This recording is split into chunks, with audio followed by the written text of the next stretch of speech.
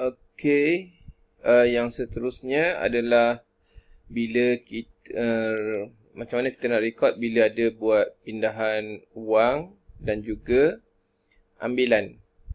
Contohnya kita dah buat sales, ada dalam sale dan tunai. Tunai tu kita nak pindahkan ke account bank. So macam mana kita nak buat? So pergi ke pindahan. Ini contohnya kita masukkan pindahkan tunai daripada Maybank ke tunai 150. Okey, katakan kita ada tunai, kita nak pindahkan ke bank.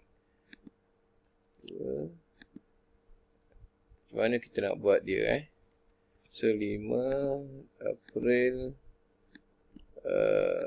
2019 daripada tunai kita nak pindah ke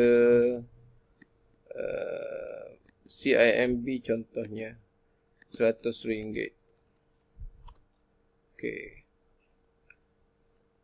Kita nak betulkan yang ni, nak center, boleh buat center Okey, so macam tu caranya. Kita tengok apa jadi dengan aliran tunai Okey, dekat aliran tunai tu kita akan nampak tunai tu dipindahkan 100. Okey, tunai keluar 100 dalam bentuk tunai. Barisan tunai ni 100 keluar, masuk ke CIMB. Pindah masuk ke CIMB 100. Macam itulah. Alright. So kalau satu lagi, kalau kita nak buat ambilan. So nak buat ambilan, kita tekan dekat ambilan ni. So katakan kita nak, ni adalah rekod macam mana kita rekod kalau kita ambil duit daripada Maybank. So katakan kita nak ambil duit daripada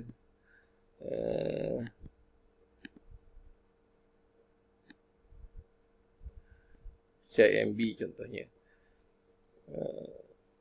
2019.